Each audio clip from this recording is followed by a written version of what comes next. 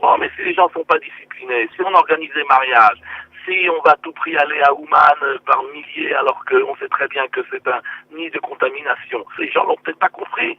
N'ont pas compris qu'on était en pleine épidémie, c'est une épidémie.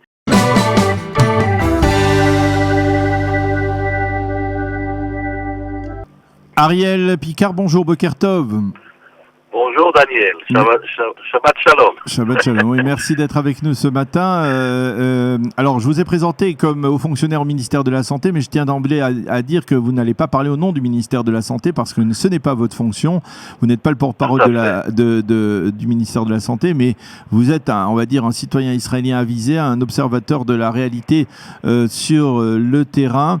Alors, la première question incontournable au lendemain de cette décision du gouvernement ou du cabinet restreint de parler donc d'instaurer à nouveau un reconfinement 6 mois après le premier reconfinement. Vous pensez que il y a un échec de la part du gouvernement dans cette situation actuelle? Comment vous analysez cette situation? Écoutez, je pense que, comme dans beaucoup de cas, les torts sont un peu partagés. Il n'y a pas vraiment eu effectivement une politique bien définie à partir du moment où on est sorti du confinement. Il y a eu, je pense, à l'époque, et je tiens à signaler que le ministère de la Santé, à l'époque, sous la direction de Bar Siman Tov, avait demandé d'attendre avec la sortie du confinement. Normalement, d'ailleurs, ce qui avait été prévu, c'est de sortir seulement à partir du mois de juin, début juin, comme l'ont fait d'ailleurs la plupart des pays européens. Alors qu'en Israël, on a été très pressé par, je dirais, une certaine presse, par certains lobbies, de sortir plus tôt que prévu, à la mi-mai, et de sortir de façon précipitée. Rappelez-vous le retour total des élèves dans les écoles, sans que ça soit fait de façon, disons, graduée. Et puis, le fait on pensait vraiment qu'on en avait terminé, plus ou moins, avec cette épidémie. Et à mon avis, on est sorti trop tôt. Et puis après, oui, on a un peu attendu, et je ne crois pas non plus que c'est la faute du ministère de la Santé, pour peut-être prendre des décisions plus radicales dès la mi-juillet, dès qu'on a vu le nombre de malades et le nombre de contaminés remontait. De nouveau, à cause des lobbies économiques, des lobbies sociaux, etc., alors voilà, on en est arrivé là aujourd'hui. Bon, maintenant, on va pas faire un procès à qui que ce soit. Je pense pas que c'est la responsabilité est qu'au gouvernement. Il est un peu à tout le monde, et surtout à la population israélienne qui n'a pas été disciplinée. C'est tout. Lorsque l'on voit par-ci, par-là des mariages avec plus de 500, 600 participants, et puis des fêtes, et que ce soit les jeunes, les plus âgés, et voilà, donc on en est à cela, et on a dû arriver à cette décision mais qui est assez bien, qui a été fait de façon graduée, c'est-à-dire qu'on va, et puis il y a une période de toute façon où on travaille pas trop, la période des fêtes, c'est vrai, à part peut-être les achats de nourriture, on va faire ce confinement entre les fêtes de Rosh Hashanah, Kippour, avec les veilles de fête, à chaque fois on ne travaille pas, les veilles entre Kippour et Sukkot. Donc bon, je pense que ça ne va pas trop perturber la vie économique et sociale du pays. Même si les experts économiques affirment tout de même que ils font une différence entre ce qui s'était passé il y a 6 mois, lorsque, on va dire, l'économie israélienne était encore extrêmement solide, elle avait un taux de chômage extrêmement bas, elle avait une certaine force et puissance sur le marché, et qu'elle était prête d'une certaine manière à accuser des coups durs comme celui d'un reconfinement, et que là maintenant aujourd'hui la situation est totalement différente. On est dans une économie en crise, avec un taux de chômage qui reste toujours autour des 20%, et finalement ça risque d'être un coup fatal, un reconfinement de plusieurs semaines. Bon, pour le taux de chômage de 20%, je vous corrigerai peut-être, ça dépend quels indices vous prenez. Il y en a qui parlent qu'il est quand même moins important, 12%, enfin, on ne va pas rentrer dans ce débat. Oui, bien sûr que ça va faire ça va créer de nouveau un trou budgétaire et un problème de rentrée d'argent. Tout c'est évident que tout ralentissement de la vie économique est toujours très très perturbable et bon, c'est pour ça que le ministère de l'économie, Israël Katz et des Finances s'oppose à ce reconfinement total et propose un reconfinement uniquement le soir à partir de 5 heures.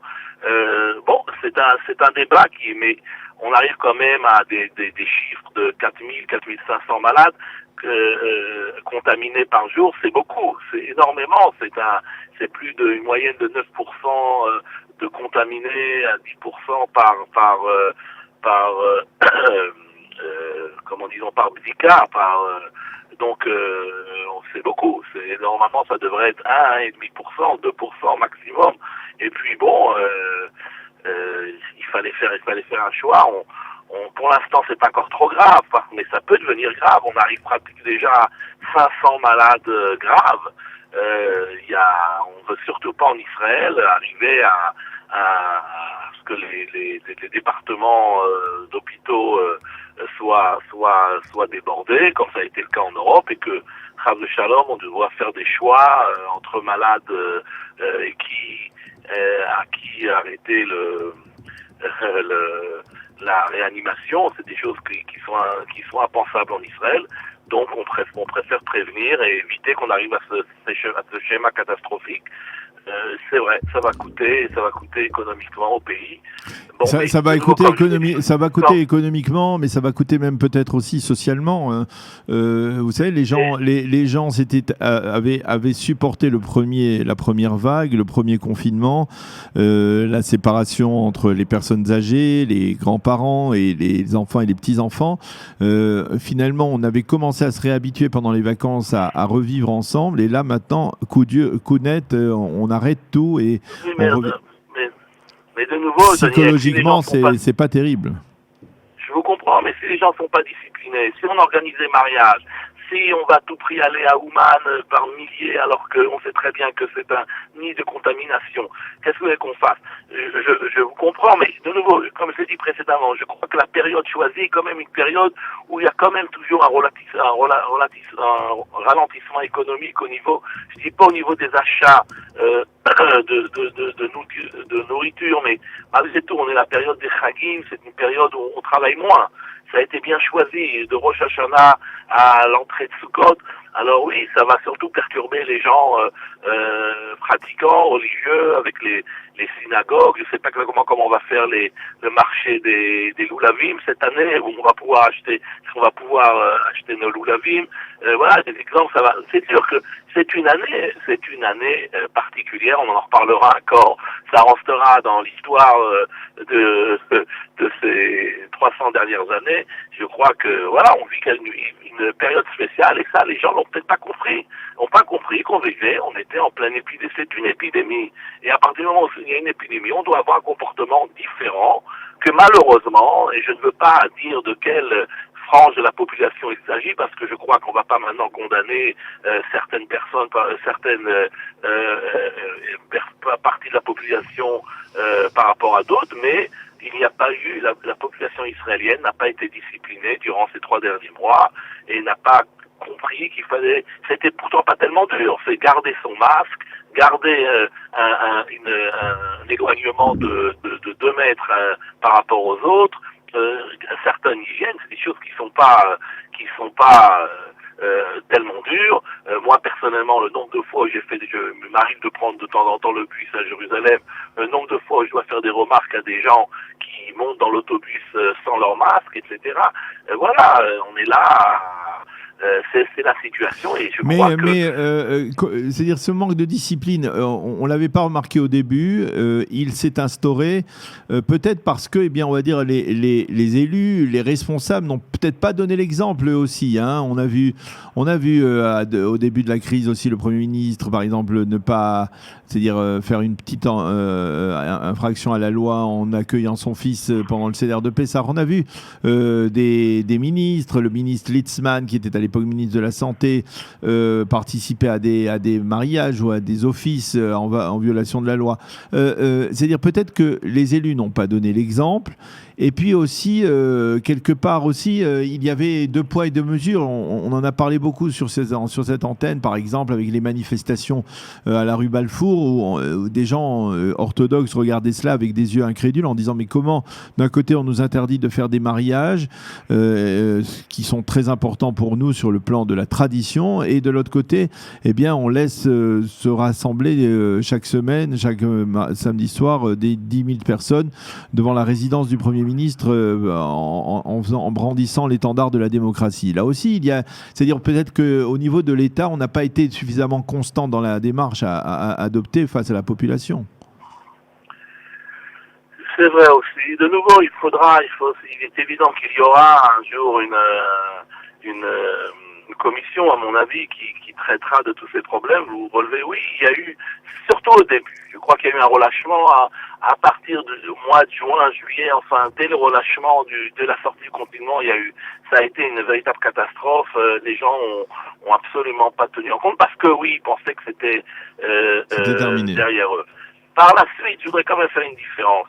Il y a une interdiction de rassemblement, mais ce qui est beaucoup moins grave quand il s'agit de rassemblement à l'extérieur qu'un rassemblement à l'intérieur, et quand il y a des danses ou une proximité entre les gens qui se rassemblent. Oui, mais je comprends ce que vous dites. Il y a une différence. Donc, mais sur le fond, à partir du moment où une partie, on va dire, une partie des Israéliens viole la loi, eh bien peut-être que d'autres se disent, eh bien si une partie le font, pourquoi pas moi? Oui, bah alors ça c'est bien sûr à ce moment-là, oui. Comme on dit en hébreu, la davar sov, il faut, oui, je le répète, les responsabilités sont partagées. Ça a été évidemment mal géré par le gouvernement. Il y a eu toutes sortes de soubresauts. Il n'y a pas eu un manque, comme je l'ai dit, il n'y avait pas un plan bien préparé. Ça a manqué de rigueur et d'un autre côté la population qui n'a pas été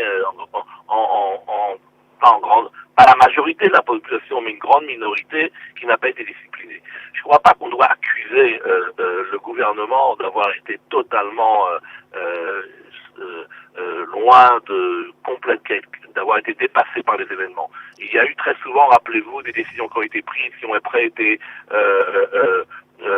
ralenties ou totalement complètement vidées par la Knesset.